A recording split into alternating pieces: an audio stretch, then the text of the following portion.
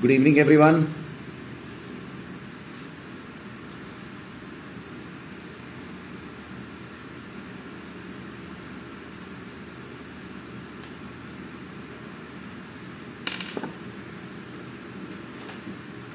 Sound clear, voice clear. कोई issues? Video clear है? Good. चलिए तो आगे बढ़ें. अब कोई डाउट्स तो नहीं है? Shall we proceed?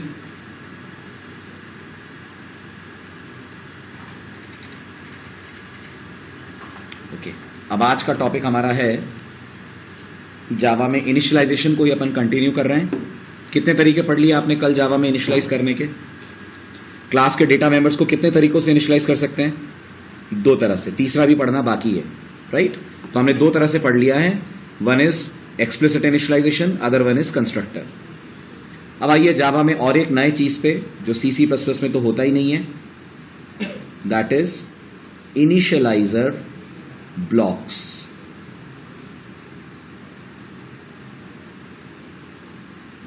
सबसे पहले बात करता हूं इनके सिंटेक्स की. इनिशियलाइजर ब्लॉक बनाने का जावा में जो सिंटेक्स होता है वो है, आप क्लास लिखते हैं, क्लास का नाम लिखते हैं, ओके? जो आपको क्लास में डेटा वगैरह बनाना है वो आप बनाते हैं, जो मेथड्स बनाने हैं वो आप मेथड्स बनाते हैं, और इसके बाद आप कर्ली ब्रेस ऑन करते हैं. गौर कीजिएगा, सीधे कर्ली ब्रेस ऑन, अंदर कुछ कोडिंग लिखते हैं और कर्ली ब्रेस को कर देते हैं आप क्लोज. ओके? बाकी फिर चीजें आपकी क्लास के अंदर जैसी हैं वैसी रहेंगी. समझने वाली बात यह है, इस कर्ली ब्रेस के ऊपर अपन ने कुछ नहीं लिखा है, कोई रिटर्न टाइप, कोई कुछ नहीं. सीधे ब्रेस खोला, कोड लिख दिया और ब्रेस को अपन ने कर दिया बंद. जब भी जावा के अंदर आप ओपनिंग और क्लोजिंग ब्रेस के बीच में कुछ लिख देते हैं, इस तरीके के ब्लॉक्स जावा में कहलाते हैं इनिशियलाइजर ब्लॉक्स. ठीक, जैसे एक सैंपल मैं आपको दिखाता हूं. मान लीजिए मैंने एक क्लास बनाई ए के नाम से. क्लास के अंदर मैंने लिखा प्राइवेट INTX और मैंने जावा से कह दिया curly brace on system.out.println hello +x, और यहां अपन ने लिख दिया x = 10. ये प्रोग्राम C++ वगैरह में सिंटेक्स एरर देगा क्योंकि ब्रेसेस के ऊपर कोई मेथड का नाम वगैरह होना जरूरी है, बट जावा में ये परफेक्टली वैलिड है. इस ब्लॉक को जावा बुलाएगी इनिशियलाइजर ब्लॉक. पहला पॉइंट क्लियर हुआ. What are initialiser blocks? Any block having an opening curly brace and a closing curly brace. और ये किसी मेथड के अंदर नहीं लिखते हैं, they are directly mentioned inside class body. सीधे क्लास की बॉडी के अंदर आप ब्रेस खोल दें, ब्रेस बंद कर दें, तो जो लिखा है हमने, it's called as initialiser block. ठीक है? अब इनकी क्या खास बात होती है, ध्यान दीजिएगा. इनकी पहली खास बात, they run before the constructor runs. इससे पहले कि आपकी क्लास में बनाया गया कंस्ट्रक्टर रन होगा, जावा उससे पहले इनिशियलाइजर ब्लॉक को चला देगी. यानी अगर मैं इस क्लास के अंदर एक कंस्ट्रक्टर भी बना देता हूं तो आप देखेंगे कंस्ट्रक्टर की बॉडी बाद में चलेगी, पहले आपको ये हेलो लिखा हुआ मिल जाएगा. यानी अभी तक हम ये पढ़ रहे थे कि ऑब्जेक्ट बनने के तुरंत बाद कंस्ट्रक्टर चलता है. अब आज से ये बात फॉल्स है. ऑब्जेक्ट बनने के तुरंत बाद जावा सबसे पहले चलाती है, अगर क्लास में आपने कोई दिया है तो, इनिशियलाइजर ब्लॉक, और इनिशियलाइजर ब्लॉक के बाद वो चलाती है क्लास का कंस्ट्रक्टर. अब एक्चुअल में क्या करती है वो आपको बताता हूं. Actually Java copies the initialiser block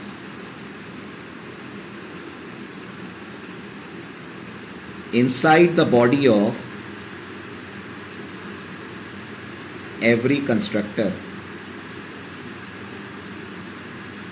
आपकी क्लास के हर कंस्ट्रक्टर की बॉडी में सबसे पहले ऊपर की तरफ जावा इनिशियलाइजर ब्लॉक का कोड पेस्ट कर देती है, राइट? ये एक्चुअल में जावा करती है जब इनिशियलाइजर ब्लॉक को आप बनाते हैं.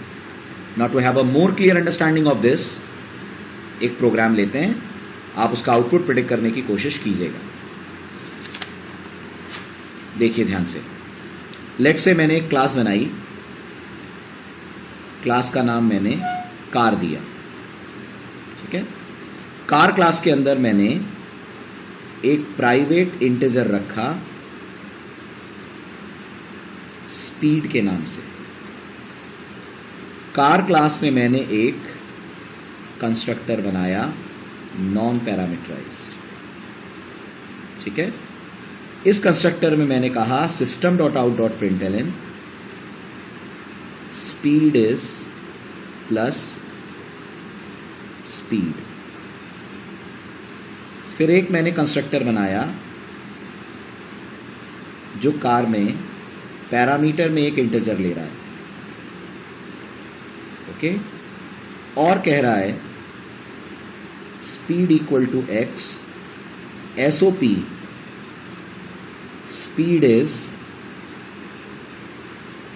प्लस स्पीड, ठीक है? उसके बाद मैंने कहा curly brace speed is equal to 100, SOP initialiser block executed.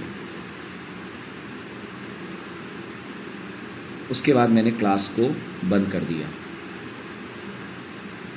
Then मैंने बनाया ड्राइवर क्लास का कोड. मैंने कहा class use car public static void main parameters car C1 is equal to new car C2 is equal to new car 10. बताइए आप इस programme का behaviour क्या मिलेगा अपन को? फटाफट बोलिए. सिर्फ आउटपुट लिख दीजिए आप चैट विंडो में.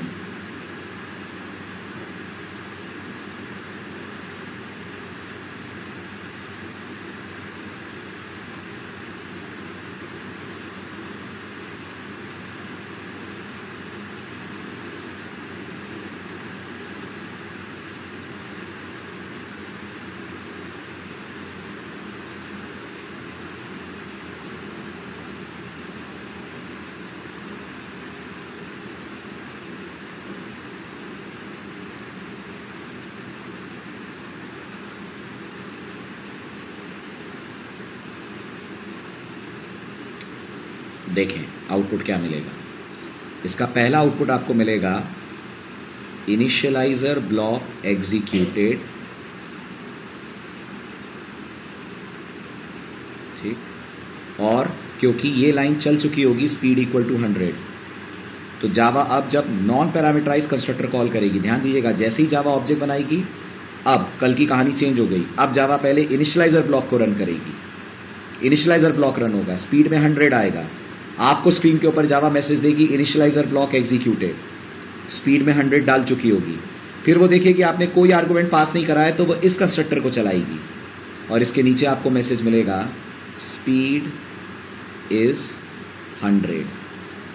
इतना क्लियर है?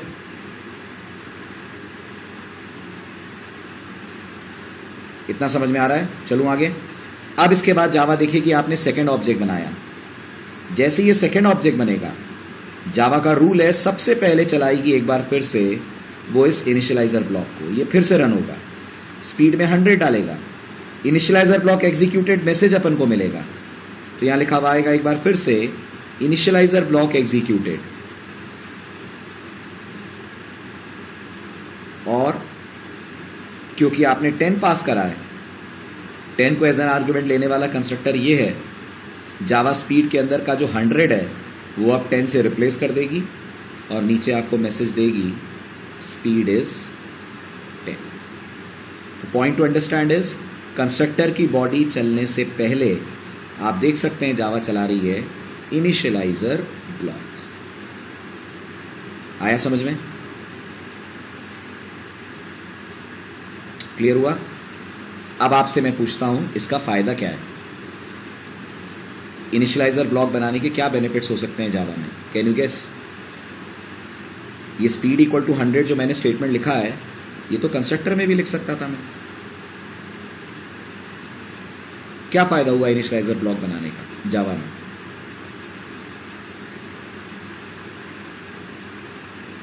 Any cases? एक तो बहुत टिपिकल आंसर है जो आप नहीं बता पाएंगे, वो मैं बताता हूं। एक कॉमन सेंस लगाइए, आप बता सकते हैं।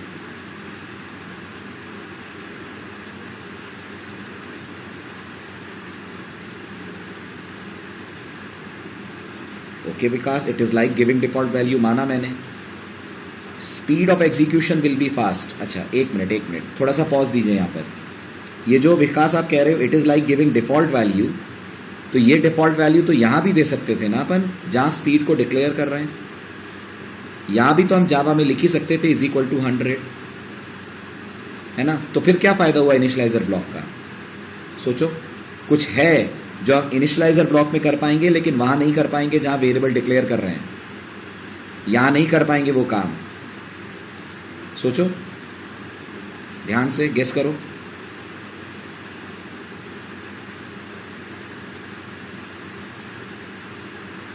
सोचो और मुझे बताओ, क्या ये पॉसिबल है कि यहां पर जहां स्पीड को डिक्लेयर कर रहे हैं, यहां पर हम कोई छोटा सा कोड लिखकर स्पीड को इनिशियलाइज कर पाएं?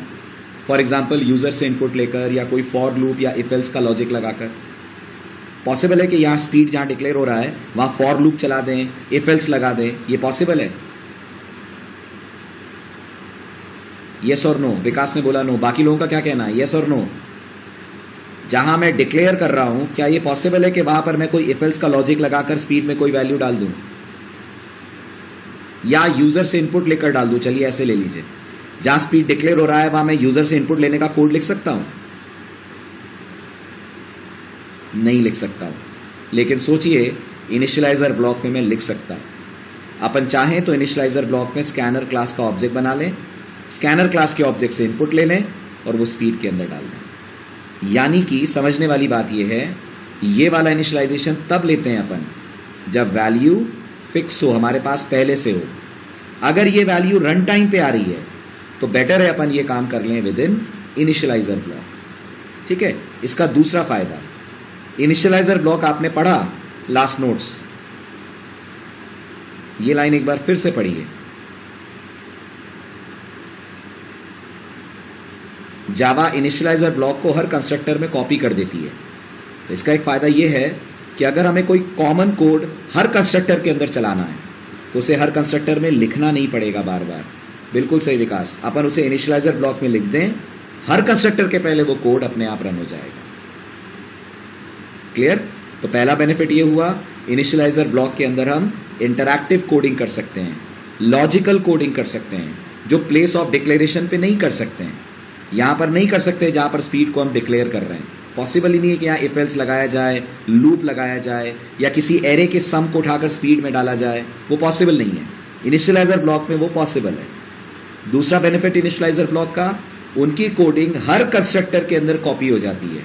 तो अगर हमें कोई ऐसा इनिशियलाइजेशन करना है जो हर कंस्ट्रक्टर के अंदर हमें करना है, तो इट्स बेटर हम उसे कर दे within initializer block. Clear हुए दोनों बेनिफिट्स?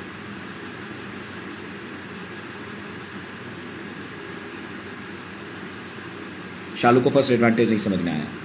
अच्छा शालू एक बात बताओ, ध्यान से सुनना।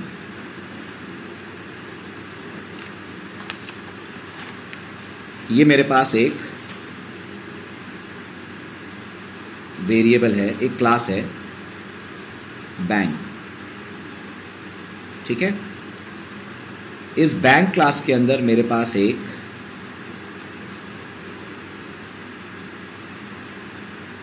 रेट ऑफ इंटरेस्ट नाम का डेटा मेंबर है। ठीक है? और मैं ये चाहता हूं, ये जो रेट ऑफ इंटरेस्ट है इसकी वैल्यू मैं यूजर से लूं। यूजर अगर मुझे वैल्यू 10 के अंदर अंदर दे रहा है, तो जो वो दे रहा है वो रेट ऑफ इंटरेस्ट हो जाए। 10 से बड़ी वैल्यू दे रहा है तो रेट ऑफ इंटरेस्ट मुझे 8.5 करना है। सुनो ध्यान से, मुझे रेट ऑफ इंटरेस्ट के लिए वैल्यू लेनी है। रेट ऑफ इंटरेस्ट की वैल्यू अगर 10 से के अंदर अंदर है तो जो वो दे रहा है वो मैं मान लूं, और अगर वो 10 से बड़ी वैल्यू दे रहा है तो मुझे वैल्यू 8.5 रखनी है। ये जो मैं बोल रहा हूं, क्या ये आप इस जगह पर कर सकते हो? शालू आप बताओ, क्यों नहीं कर सकते हो? क्यों नहीं कर सकते हो ये काम? जहां रेट ऑफ इंटरेस्ट डिक्लेयर हो रहा है वहां क्यों नहीं कर सकते हो?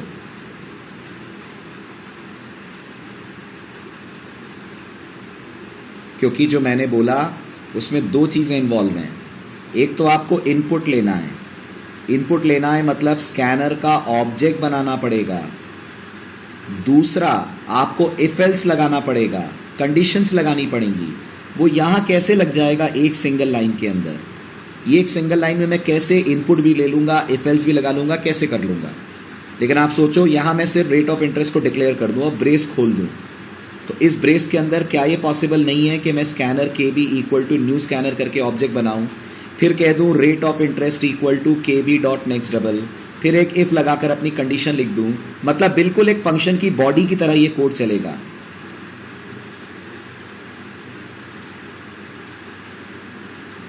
है ना?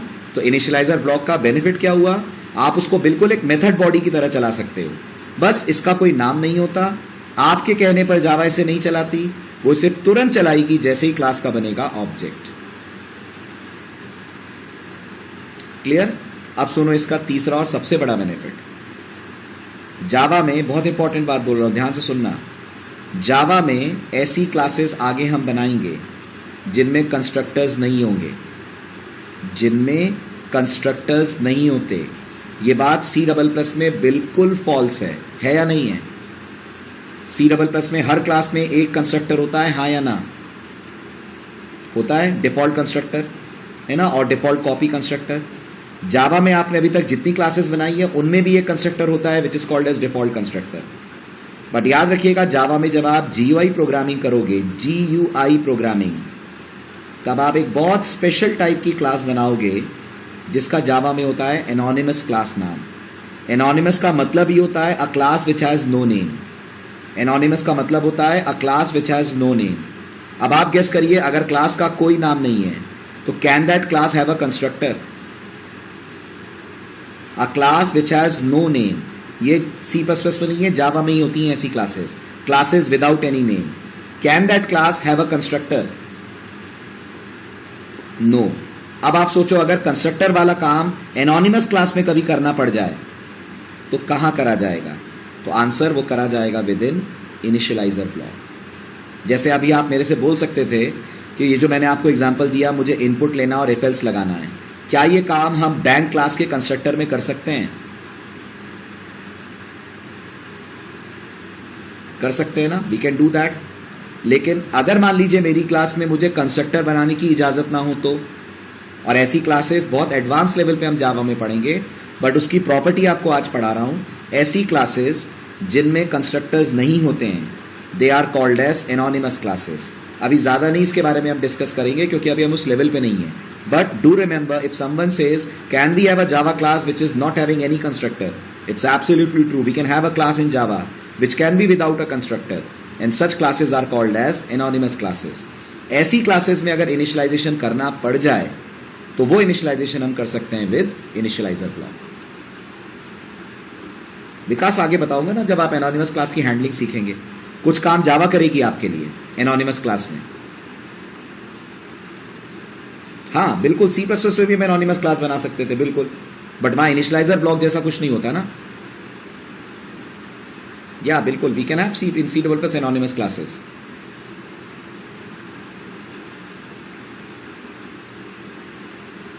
या श्रीनिवास बिल्कुल, no no no no no, बिल्कुल बिल्कुल। इनिशियलाइजर ब्लॉक किसी मेथड बॉडी के अंदर नहीं बनते, they are always executed, they are always kept outside the method body.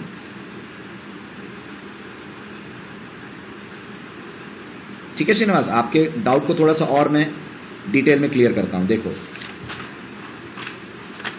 मान लीजिए मैंने जावा में एक क्लास बनाई A,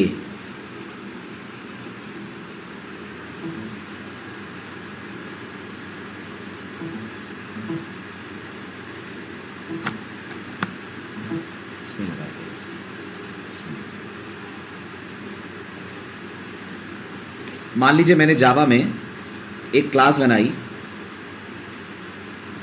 ए, ध्यान दीजिएगा, यहां मैंने लिखा एसओपी हेलो, ठीक है, और मैंने जावा में एक मेथड बनाया इसी क्लास के अंदर, पब्लिक वॉइड शो, ठीक है। शो के अंदर भी मैंने एक कर्ली ब्रेस खोल दिया और उसके अंदर लिखा मैंने हाय, ठीक है। और अब आप बताओ, मैंने मेन में आकर सिर्फ एक लाइन का कोड लिखा, AOBJ इक्वल्स न्यू ए, क्या होगा इसका आउटपुट? हेलो हाय दोनों आएंगे? क्या आउटपुट आएगा इस कोड का? इसका आउटपुट सिर्फ आएगा हेलो। ये क्यों नहीं चला? ये ब्लॉक क्यों नहीं रन हुआ? क्योंकि ये इनिशियलाइजर ब्लॉक कहलाएगा ही नहीं। ये क्या कहलाएगा? Local block.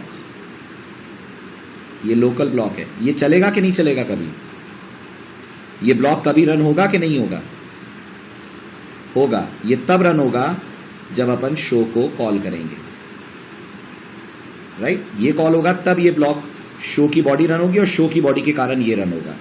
लेकिन ये जो ब्लॉक आप देख रहे हैं ये तुरंत रन होगा जब न्यू करके आप ए क्लास का बनाएंगे ऑब्जेक्ट। सो एनोनिमस ब्लॉक्स कभी किसी मेथड बॉडी के अंदर नहीं होते हैं, वो सीधे क्लास के अंदर होते हैं। अच्छा, अब अगर मैं ये हटा दूं, ये हटा दूं, ये हटा दूं, ये हटा दूं, अब क्या होगा? Now what will happen? अब आउटपुट क्या आएगा? अब हेलो हाय दोनों आएंगे, या two initializer blocks will run, hello भी प्रिंट होगा, हाई भी प्रिंट होगा, both will become initializer block.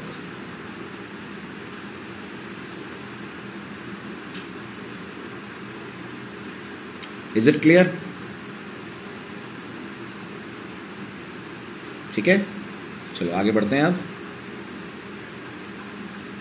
तो ये जो मैंने आपको पढ़ाया उसको एक बार स्लाइड्स में दिखा देता हूं।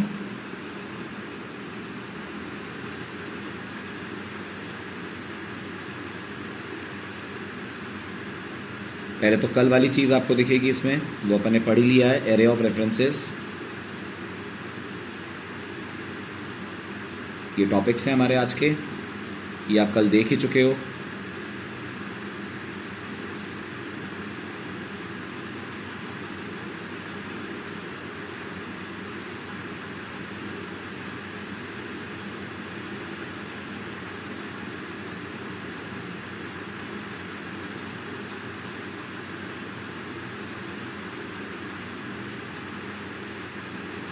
ये कल वाला कोड का मेमोरी डायग्राम, एग्जैक्ट डायग्राम।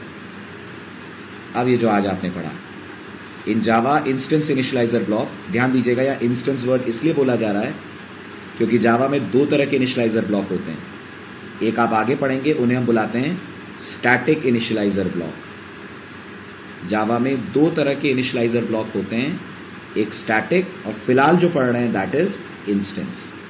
ठीक है, तो कभी आप नेट पे कोई ट्यूटोरियल पढ़ें तो ध्यान दीजिएगा, आपको अभी इंस्टेंस इनिशियलाइजर ब्लॉक पढ़ना है। स्टैटिक इनिशियलाइजर ब्लॉक की कहानी अलग जाती है बिल्कुल, वो हम स्टैटिक टॉपिक पढ़ते वक्त सीखेंगे। So instance initializer blocks are used to initialize instance data members और objects. It runs each time when an object of a class is created. The whole block is copied inside each constructor of the class. ये इनका general syntax, right? So this is initializer block, और ये आप जितने चाहें उतने बना सकते हैं, बस जिस ऑर्डर में ये बनेंगे उस ऑर्डर में ये चलेंगे।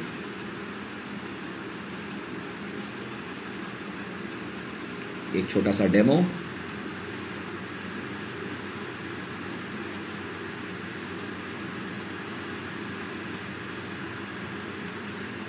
अब क्या आउटपुट आएगा इस कोड का, गेस करिए, जब ऑब्जेक्ट बनेगा तो प्रिडिक्ट करिए इस कोड का आउटपुट। मैंने 3 ऑब्जेक्ट बनाए और ये मेरा कोड है, बताइए, चैट विंडो में लिखिए आउटपुट क्या आएगा।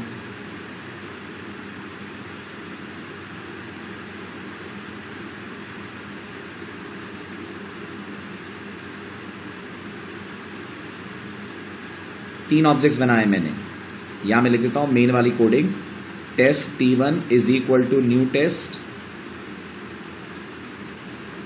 एक ये लाइन है, फिर test T2 equal to new test है, और फिर test T3 equal to new test है। क्या होगा इससे, बताइए आउटपुट क्या आएगा?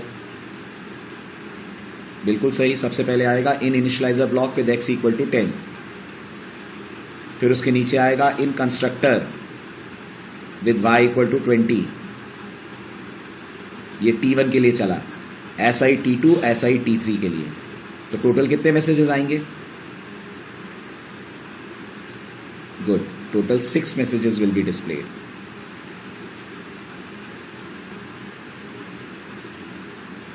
ये T1 के लिए x इक्वल टू 10 y 20, ये T2 के लिए और ये T3 के लिए। ठीक है, initialiser block execute even before the constructor body and execute every time an object of the class is created। ठीक, अब इनके बेनिफिट्स क्या है? पहला, क्योंकि पूरा ब्लॉक कंस्ट्रक्टर के अंदर कॉपी हो जाता है, तो अगर आपके पास मल्टीपल कंस्ट्रक्टर्स हैं तो हर कंस्ट्रक्टर के अंदर वो कॉमन कोड बार बार लिखने की ज़रूरत नहीं है, वो कॉमन कोड आप इनिशियलाइजर ब्लॉक में डाल सकते हैं।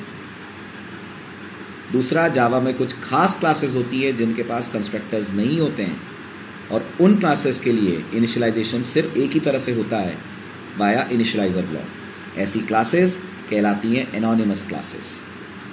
क्लियर? अब इनके ड्रॉबैक्स गेस करिए क्या होंगे। इसमें एक प्रॉब्लम भी है, छोटी सी है, बहुत बड़ी नहीं। इसका कुछ नाम है, इनिशियलाइजर ब्लॉक का कोई नाम होता है कि बिना नाम के ब्लॉक्स होते हैं? नो नेम, इसलिए आर्ग्यूमेंट्स नहीं ले सकते। करेक्ट? आप मेन से कुछ पास करना चाहोगे तो इनको नहीं कर पाओगे, वो कंस्ट्रक्टर को ही कर सकते हो, और ना ही ये कोई वैल्यू रिटर्न कर सकते हैं। इनकी बॉडी में रिटर्न लिखना सिंटेक्स एरर आ जाएगी। So initializer blocks can not accept arguments and neither can they return any value. Clear?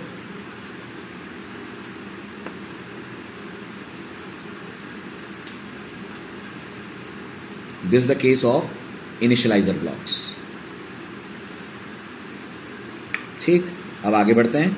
Let's discuss the next thing, that is method overloading। क्या होती है आप बताइए, रिकॉल करिए। C++ में क्या होती है? वही है जो वहां फंक्शन ओवरलोडिंग होती है। लिखिए चैट विंडो में definition of, basic definition of method overloading. Having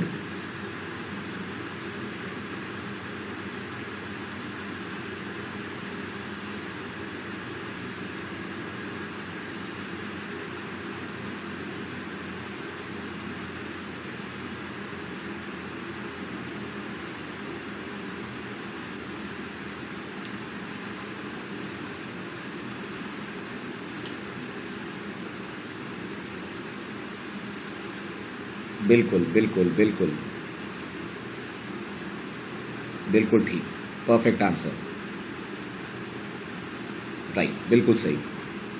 methods with same name but different. अब ये डिफरेंट भी 3 तरह का होता है जावा में। Arguments are called overloaded methods in Java।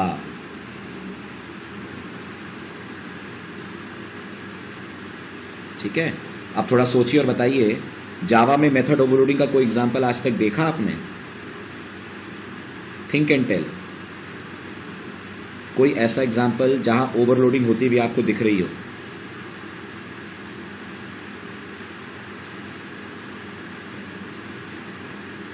Method overloading, ध्यान दीजिएगा, प्लस मत बताइएगा, प्लस ऑपरेटर ओवरलोडिंग का एग्जांपल है, मेथड ओवरलोडिंग का कोई एग्जांपल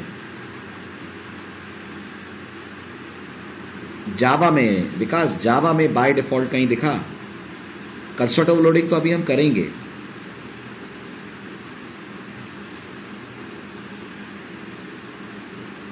नहीं आ रहा दिमाग में? स्कैनर कैसे श्रीनिवास? स्कैनर में कहाँ ओवरलोडिंग की अपन लोगों ने? प्रूफ करो। हमने कहाँ करी?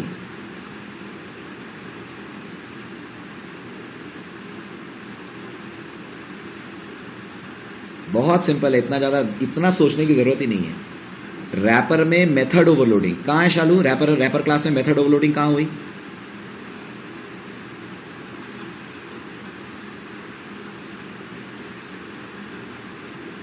प्रूफ करो कैसे रैपर क्लास में मेथड ओवरलोडिंग हो रही है। मेथड ओवरलोडिंग मतलब आप सेम नाम के मेथड्स कॉल कर रहे हो बट वो अलग अलग आर्गुमेंट्स पे काम कर रहे हैं, चाहे नंबर, टाइप, ऑर्डर कुछ भी अलग हो। रैपर क्लास में ऐसा कहाँ हुआ?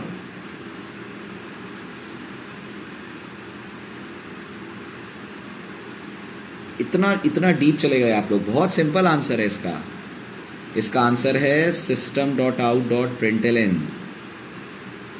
सबसे बढ़िया एग्जांपल है जावा में ओवरलोडिंग का। बताओ है कि नहीं है? यस और नो? मानते हो? नहीं है? है कैसे है? देखो, integer a is equal to 10, इसको आप प्रिंट करते हो तो आप जावा से कहते हो system.out.println। अब आप रिकॉल करो, आप पास कर रहे हो a, जैसा आप देख सकते हो println हाल फिलहाल आर्ग्यूमेंट इंट ले रहा है। अगर आप अपने प्रोग्राम के अंदर एक स्ट्रिंग रखो, string s is equal to hello, और आपसे कोई कहे इसको प्रिंट करना है तो क्या लिखोगे? तो भी तो आप यही कहोगे system.out.println, और अब की बार इस println को आप s पास कर रहे हो जिसकी डेटा टाइप हाल फिलहाल स्ट्रिंग है। और अगर मैं कहता हूँ double a is equal to 1.7 और अपन इसको स्क्रीन के ऊपर प्रिंट करते हैं तो अपन लिखते हैं system.out.println पैरामीटर में a, जो इस वक्त अगर आप नोटिस करिए तो वैल्यू है ऑफ टाइप डबल। तो एक println as an argument int ले रहा है, एक println as an argument string ले रहा है, एक println as an argument double ले रहा है। तो यही तो हुई जावा के अंदर जावा की तरफ से दी गई मेथड ओवरलोडिंग। आ रहा है समझ में?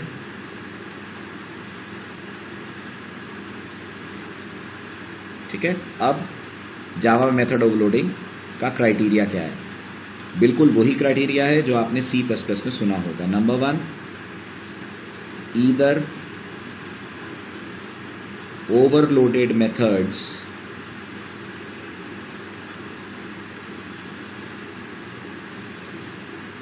must have different number of arguments, or second, they must have different types of argument, जैसा अभी आपने println के साथ देखा, और they must have different order of arguments, they must have different order of arguments। ये जावा के overloading के रूल्स हैं जो हम प्रोग्रामर्स को याद रखने पड़ते हैं, और जावा भी याद रखिएगा इस स्ट्रिक्ट रूल को मानती है जो C++ भी मानती है। Return type of a method has no role in its overloading। एक मेथड की ओवरलोडिंग में उसकी रिटर्न टाइप का कोई कंट्रीब्यूशन नहीं होता है। तो अगर जावा में आपने दो मेथड्स ऐसे बना दिए जो आर्ग्यूमेंट में बिल्कुल सेम है, रिटर्न टाइप में अलग हैं, तो बिल्कुल C++ की तरह जावा का कंपाइलर भी जनरेट करेगा सिंटैक्स एरर। क्लियर? बढ़ूं आगे? समझ में आया बेसिक कॉन्सेप्ट? ठीक है। अब जावा में नया क्या है? नया ये है कि जावा का कंपाइलर जब ओवरलोडेड मेथड्स को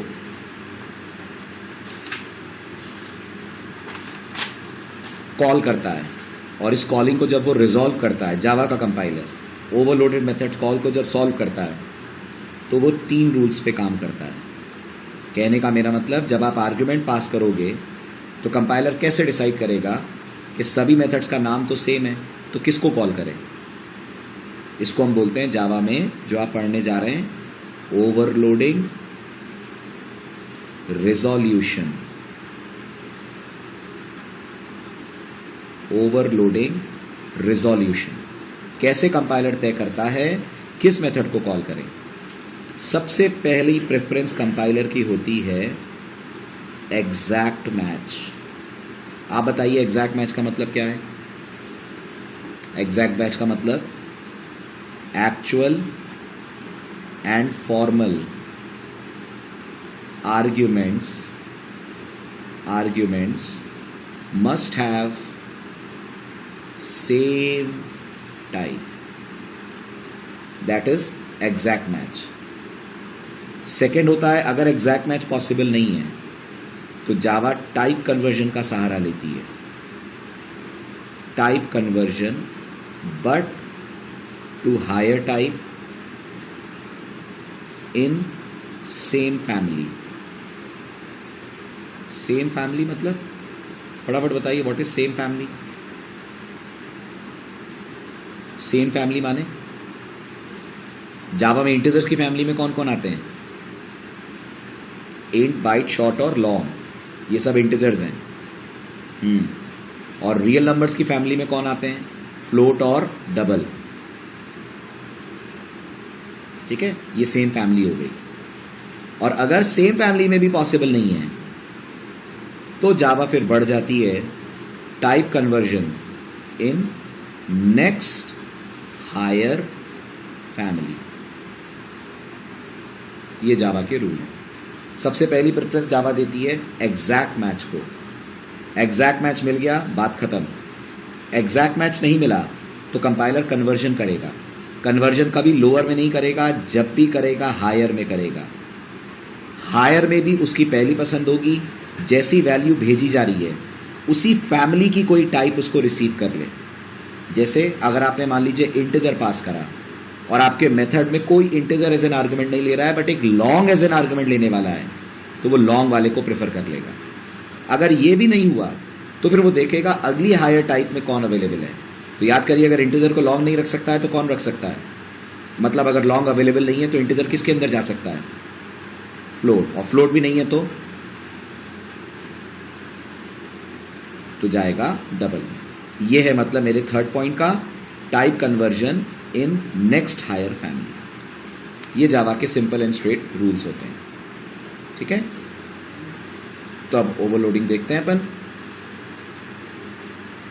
ये पॉइंट्स जो मैंने आपको पढ़ा है, तो मैं इसको थोड़ा सा चेंज कर दे रहा हूं स्लाइड। चलिए अब आप ध्यान से इस कोड को देखिए। एक मेथड है जिसकी आर्गुमेंट टाइप इंट है, लिखा हुआ है इन शो विद इंट आर्ग्यूमेंट। एक है जिसकी आर्गुमेंट टाइप डबल है, एक है जिसकी आर्गुमेंट टाइप स्ट्रिंग है। ठीक है, चेंज करूं स्लाइड? देख लिया आपने अच्छे से?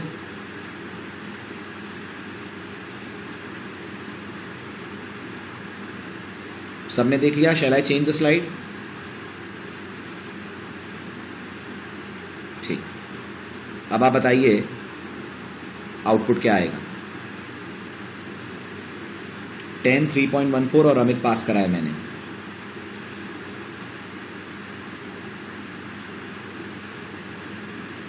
ये कॉल क्या देगा? ये कॉल क्या देगा? ये कॉल क्या देगा? कौन क्या प्रिंट करेगा मैसेज? Long message 10। मैं समझा नहीं शालू, लॉन्ग मैसेज 10 माने?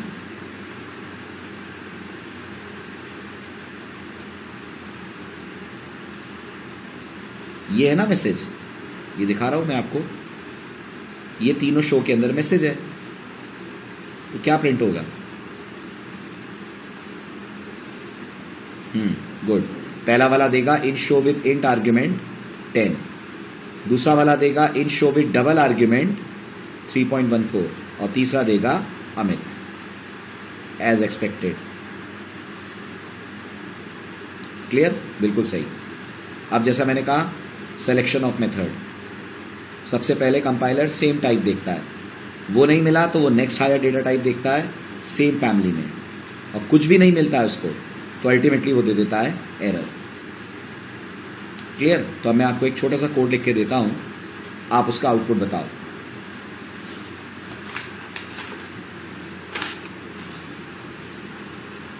Class demo public void show, argument में int x, sop in int plus x, public void show string s, sop in string plus s, public void show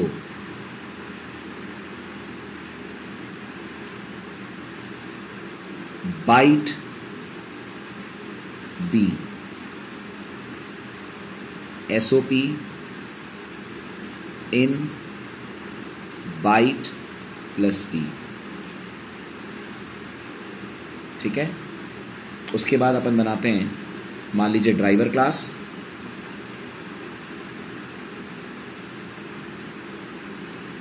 class use OVLD या use demo for that matter, कि हम driver को entity के नाम के साथ ही बनाते हैं। पब्लिक स्टैटिक वॉइड मेन, या मैंने कहा demo OBJ equals new demo, OBJ dot show pass करा 25, OBJ डॉट शो पास करा hello, OBJ dot show pass करा 250, OBJ डॉट शो पास करा सिंगल कोट में A, OBJ dot show double quotes में A। आप बताइए किस पे क्या होगा?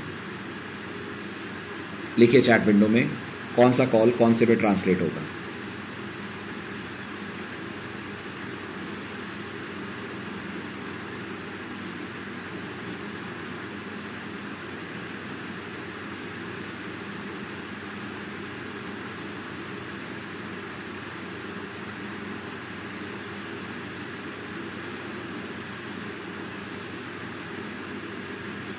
पहला वाला शो इंट में जाएगा, शालू का कहना है बाइट में जाएगा। ओके, बाकी लोग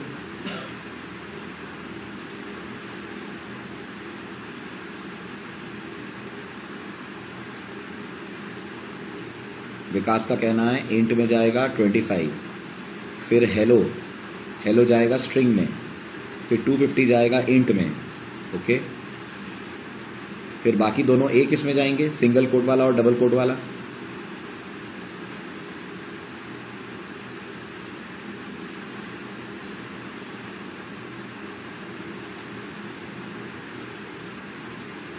सिंगल इंट, दोनों स्ट्रिंग ए में जाएंगे, विकास का मानना है।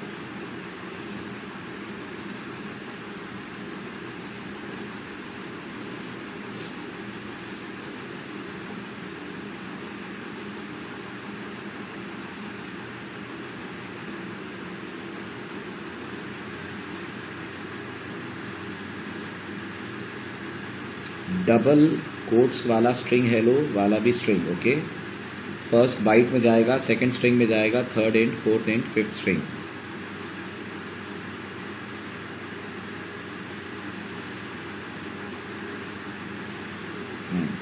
शालू सारे जवाब सही हैं सिवाय पहले के।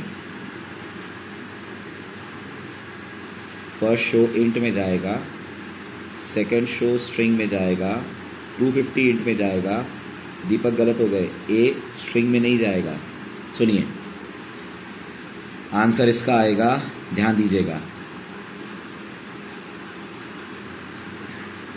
ये वाला जो शो है 25 ये इंट वाले में जाएगा। क्यों जाएगा इंट वाले में? सुनिए ध्यान से। 25 जावा की नज़रों में कैसा कांस्टेंट है? Byte constant. आप ये मानते हैं? नहीं ना, तो इंटीजर कांस्टेंट है ना, तो इंटीजर कांस्टेंट किस में जाएगा? इंटीजर में ही तो जाएगा, है ना। आप शायद इस बात से कंफ्यूज हो रहे हैं कि हम लोग जावा में ये भी तो लिखते थे बाइट ए इक्वल टू 25। ये तो आप डाल रहे हैं, जावा थोड़ी कह रही है कि आप ए को बाइट लीजिए। जावा तो अपनी तरफ से यही चाहेगी ना कि 25 को उसका एग्जैक्ट मैच मिले। 25 का एग्जैक्ट मैच कौन है? कौन है शालू 25 का एग्जैक्ट मैच? 25 का एग्जैक्ट मैच इंट है। अब सोच के बताना, ध्यान से सोचना। ये वाला इंट ना होता तो 25 किस में जाता? ये वाला इंट अगर नहीं होता, खाली ये दो शो होते मेरे पास, ये स्ट्रिंग वाला और ये बाइट वाला, तो 25 किस में जाता?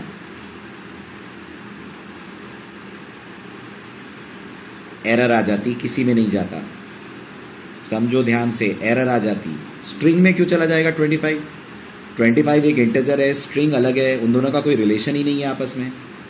हायर टाइप में जाएगा ना, तो 25 इंटीजर है, इंटीजर से हायर कौन होते हैं?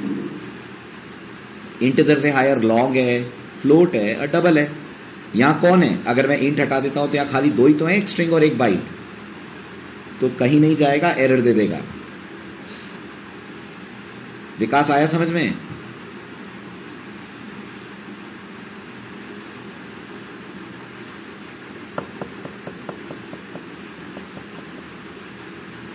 ये पॉइंट क्लियर हुआ?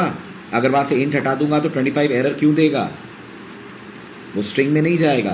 कोई भी वैल्यू पहली पसंद एग्जैक्ट मैच है जावा की, लोअर तो कभी है ही नहीं, और एग्जैक्ट ना मिले तो अपनी फैमिली में हायर, वो भी ना मिले तो नेक्स्ट फैमिली में हायर।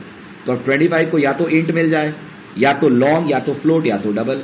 तो इंट मिल रहा है तो इंट पे चला जा रहा है। ठीक, चलूं आगे का ट्रेस करूं, या it can't go to lower type, तो बाइट में तो वो जा ही